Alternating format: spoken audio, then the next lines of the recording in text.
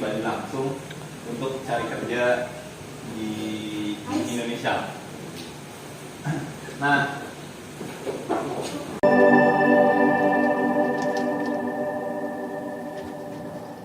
ini ada kakak share yang format Word-nya, jadi tinggal kalian edit aja sesuai dengan nama kalian punya. Nah itu pokoknya experience nama PD-nya dan segala macam. Nah terus, nanti kalau kalian dapat isinya yang PDF, di sini ada hyperlink, bisa diklik, ada portofolio juga. Nanti ada bisa selanjutnya portofolio itu apa. Terus kalian tulis juga organisasi experience-nya, terus sistemnya atau pekerjaan yang kalian punya, education tentang edukasi kalian, sama additional information itu technical skill kalian, soft skill, sama yang terakhir certification and training. Jadi kalau kalian punya sertifikasi bisa ditulis juga di sini. Dan itu nilainya mahal. Nah kurang lebih itu ya untuk preparasi atau tahap pertama kalian harus punya CV. Kalau kalian belum punya sekarang banget ini, nanti malam aku secepatnya buat seadanya kalian dulu aja. Nanti begitu kalian punya experience yang baru, bisa kalian masukin aja.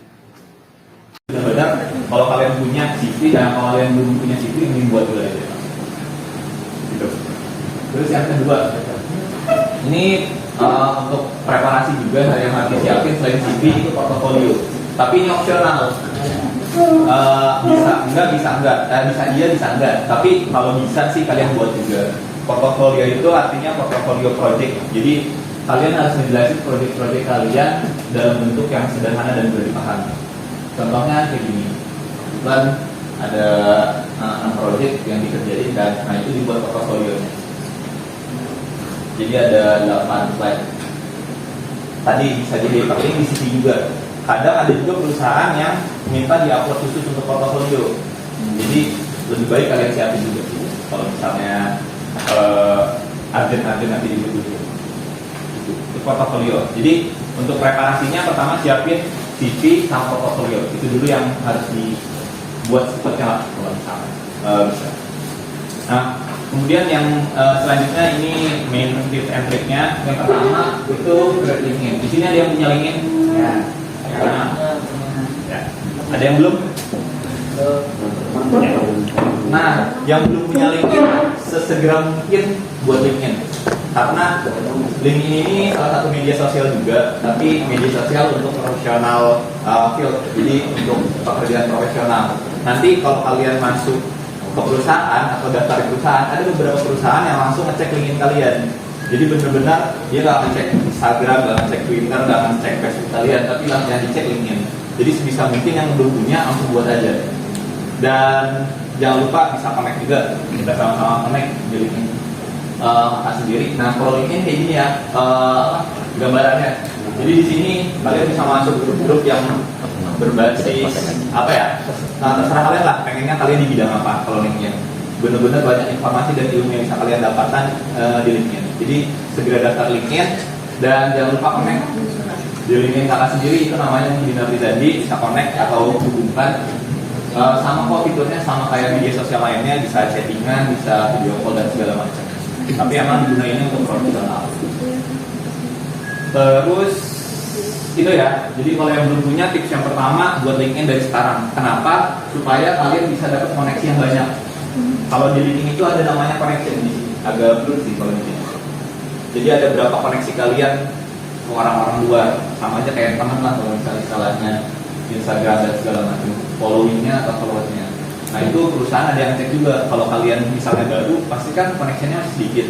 Nah kalau misalnya udah lama, pasti koneksinya banyak. Jadi mulai dari sekarang, mau itu mahasiswa baru pun kalau bisa udah bikin LinkedIn dari mahasiswa baru itu. Soalnya biar koneksinya banyak. Nah terus itu yang tip yang pertama ya, itu kita harus bikin LinkedIn. Nah yang kedua, buka job portal dari sekarang. Job portal itu situs-situs yang isinya nanti kalian kalau misalnya mendaftar kerja jadi sini. Nah yang pertama ada LinkedIn tadi, yang kedua rekomendasinya ini ya, LinkedIn. Rekomendasi kedua ada Jobstreet, Basic, yang ketiga ada Kaliber, yang keempat ada Glints, yang kelima ada Kita Lulus, dan yang terakhir ini website karir perusahaannya masing-masing. Jadi misalnya kalian mendaftar Telkomsel, ada namanya karir.telkomsel.com. Misalnya kalau kalian mendaftar Pertamina, ada namanya karir.pertamina.com. Jadi itu menyesuaikan perusahaan yang kalian inginkan. Tapi kalau job portal yang umum, yang gratis itu ada Kaliber, Jobstreet, Glints, Lulus, linknya. Nah untuk link-linknya ini kalau misalnya mau mengakses .com, jobstreet.co.id, Glints, Kaliber, juga Lulus. Nah ini itu terbuka untuk internasional sama nasional. Jadi kalau misalnya kalian yang pengen kerja di luar juga bisa searching. Nah tips yang ketiga, mulai dari sekarang setelah kalian daftar, tadi di sini kalau bisa, ini kalau bisa ada note-nya tuh, sunnah untuk buat dan lengkapin profile. Kenapa? Kalau misalnya kalian buat akun Jobstreet ya, sebenarnya bisa langsung buat dan langsung jadi kan. Nah kalau misalnya kalian buat dan nanti lengkapin profile, sebenarnya isinya juga kayak LinkedIn. Jadi kalian yang punya experience, pokoknya apapun yang ada di LinkedIn nanti itu kalian masukin juga di job profile. Nah positifnya nanti di berandanya semua portal ini pekerjaannya udah nyesuaiin sama experience atau peminatan kalian, jadi lebih enak. Makanya kalau bisa buat akun dan juga isi profilnya yang lengkap. Nah yang ketiga, search a position in job portal. Kalian pasti punya cita-cita kan mau jadi seorang apa. Nah mulai dari sekarang coba searching. Kenapa? Ini yang paling pentingnya. Contohnya di Jobstreet kan ada mesin pencarinya ya. Di sini jabatan atau nama perusahaannya atau apa. Terus di sini ada lokasinya. Terus di sini ada tipe pekerjaannya. Nah tampilannya terus kalau misalnya kalian udah ngisi profile, itu pekerjaannya bakal kayak gini muncul semua. Dan itu terkait apa yang kita punya. Misalnya itu kan ada IoT engineer, ada process engineer, ada solution engineer dan segala macam. Nyesuaiin profile yang kita buat. Nah yang keempat ini yang dari semua webinar karir dan segala macam ini yang nggak dibuka, tapi padahal ini yang paling penting banget, khususnya untuk kalian yang mahasiswa dan belum lulus. Problemnya gini, kadang kan misalnya kita lulus nih, habis itu kita daftar di job portal atau daftar kerjaan. Ternyata memang kata minim atau kata lulusan yang kata orang kayak kalau di Indo kerjanya nyari spek dewa, emang ternyata kayak gitu. Jadi kayak kalian harus bisa semuanya ternyata. Dan ketika kalian udah lulus dan baru tahu itu, kalian harus nambah waktu lagi untuk kalian belajar. Makanya untuk kalian yang masih kuliah sekarang belum lulus ya, nanti akan lulus, sebelum kalian lulus kalian harus tahu requirement-nya atau kebutuhan perusahaan. Jadi mulai dari sekarang kalian buka job portal, terus cari posisi yang kalian inginkan. Misalnya menjadi IoT engineer, menjadi software engineer, menjadi telecommunication engineer. Itu cari dari sekarang banget. Kalau misalnya kalian penasaran, bukan nanti malam deh. Kalian menjadi apa, terus kalian nanti klik nama perusahaan atau posisinya, nanti ada tulisan ini, requirement. Bisa dibaca sendirilah. Requirement-nya ini sebagai microcontroller IoT engineer ya. Requirement-nya agak blur sih, tapi kalau dibaca harus sebagai electrical engineer atau punya electrical certification. Yang kedua, punya pengalaman di bidang PCB designing, punya pengalaman di bidang SCADA, punya pengalaman di bidang Python dan C++, bisa dan paham tentang itu. Yang udah lulus itu, dia misalnya pengen jadi IoT engineer, tapi ternyata requirement-nya kurang. Dia memang paham, dia memang ahli IoT, tapi ternyata requirement-nya nggak cuma IoT. Kalau misalnya jadi IoT engineer, harus paham database, harus paham PLC, harus paham SCADA, ternyata kayak gitu. Dan sama untuk posisi yang lain juga. Ini yang benar-benar harus kalian kerjain dari sekarang. Kalian tentuin mau jadi apa nanti ke depannya, mau kerja di bidang apa, sebagai apa, terus cari requirement-nya. Kalian catat, kalau bisa, kalian bikin to-do list lah. Jadi kalian list requirement-nya sebenarnya perusahaan butuh apa untuk posisi itu. Nah, sisihin waktu setiap hari kalian minimal 30 menit untuk belajar bidang itu. Misalnya kalian menjadi data engineer, terus kalian harus belajar misalnya PyTorch atau untuk machine learning-nya Python. Nah, sisihin setiap 30 menit di setiap hari kalian itu untuk belajar itu, supaya lama-kelamaan kalian mahir di bidang. 30 menit aja, nggak lama-lama. Nah, kurang lebih itu. Ini yang paling jadi kuncinya. Orang-orang yang mungkin setelah lulus banyak yang belum kerja atau mungkin lama dapat kerjanya karena mereka sebenarnya nyusul kekurangan requirement mereka. Mereka harus nyari ilmu tambahan, mereka harus belajar ulang apa yang dibutuhin perusahaan. Nah, kalau kalian lebih tahu lebih dulu, kan kalian lebih mudah belajarnya. Jadi kalau begitu kalian lulus, kalian bisa langsung dapat kerja dengan gampang di posisi yang kalian inginkan. Nah, ini jelasnya recommendation practitioner skill. Ini adalah untuk kita ya, untuk kita khususnya elektro, dan ini untuk kita yang untuk peer groupnya VLT. Ini udah kakak rangkum.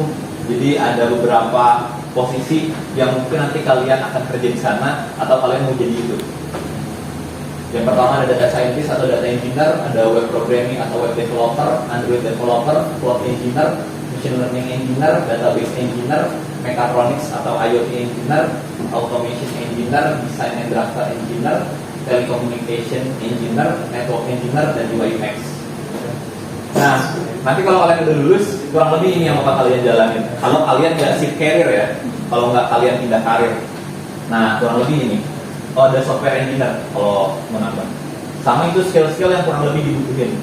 Ini berdasarkan pengalaman yang akan lihat di semua job portal dan yang semua didaftarin lah. Kurang lebih posisinya kayak gini. Nah, mulai dari sekarang kalian udah tentuin mau jadi engineer yang mana. Nah, nanti kalian tadi searching di job portal kata-kata ini atau posisi ini, terus nanti kalian lihat requirement-nya. Ini penting sih, jadi untuk arahan kalian kalau yang sekarang masih bingung. Jadi selama kalian kuliah, tolong banyakin aktivitas yang mengandung dan bisa memperkuat soft skill ini. Dan yang paling baik tulisannya English as a must. Semua perusahaan, hampir semuanya sekarang requirement-nya adalah fluent in English about verbal or non-verbal. Jadi kalau bisa mulai latihan bahasa Inggris, baik tulisan atau berbicara sama orang lain. Karena semua perusahaan gitu, kadang-kadang juga dan hampir rata-rata, apalagi kalau perusahaan yang multinasional ya, misalnya kayak Tokopedia, Shopee, LG, terus Epson, itu nanti wawancaranya juga pakai bahasa Inggris. Jadi mulai dari sekarang belajar bahasa Inggris.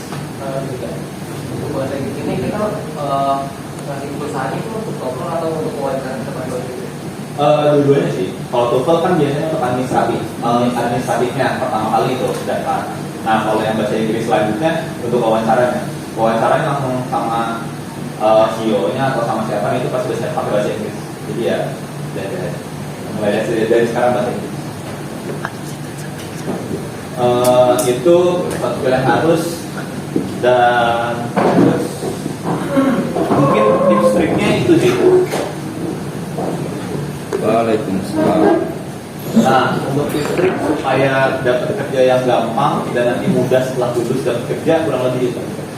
Yang perlu ditekanin sih, yang paling pertama tadi, kalian harus tahu menjadi apa nantinya pas sudah mau lulus, dan dari sekarang cari requirement-nya. Setelah itu kalian penuhi atau kalian pelajari. Nanti supaya kalian lulus, requirement udah pas sama apa yang kalian pelajari, habis itu kalian bisa dapat kerja lebih gampang. Dan satu lagi sih, lupa dimasukin, sertifikasi. Kalau kalian punya uang, kalau kalian punya uang, coba ambil sertifikasi. Sertifikasinya terserah bidang kalian lah. Kalau misalnya machine learning ada Google Machine Learning, kalau mau AWS ada AWS Machine Learning Certification. Terus kalau misalnya mau ke telco ada CCNA Certification. Emang pakai duit semua sih. Kalau rata-rata kalau yang international certification rata-rata 1,5 juta sampai ada yang 3 juta. Makanya kalau misalnya kalian punya duit atau bisa nabung, tolong ambil sertifikasi gitu. Karena bahkan di luar sana untuk sekarang pendidikan S1 aja kalah sama orang yang misalnya pendidikannya SMA tapi punya sertifikasi internasional. Jadi percuma kalian S1 kalau nanti kalian dilawanin sama anak SMA atau SMK yang punya sertifikasi internasional. Itu seriusan itu terjadi. Tapi lebih baik lagi kalau kalian S1 kalian punya sertifikasi. Kalau sertifikasi yang gratis itu gimana? Kalau tes sertifikasi gratisan, kalau misalnya tadi kan opsinya kalau kalian punya duit ambil yang sertifikasi internasional ya, yang itu berbayar. Tapi kadang juga ada event yang sertifikasinya gratis. Nah itu ambil aja. Jadi semua sertifikasi kalau bisa ambil aja dan kumpulin lah. Kalau mau ikut course silakan ikut course juga. Ada yang gratis juga sih sebenarnya. Nah itu di take aja sebisa mungkin. Karena sertifikasi nilainya mahal banget bagi perusahaan. Itu tadi lebih baik dia ngambil anak SMA atau SMK yang punya sertifikasi daripada ngambil anak S1 tapi yang nggak punya apa-apa. Nah itu lebih baik. Jadi kalau kalian punya uang, kalian bisa nabung, mending nabung untuk sertifikasi.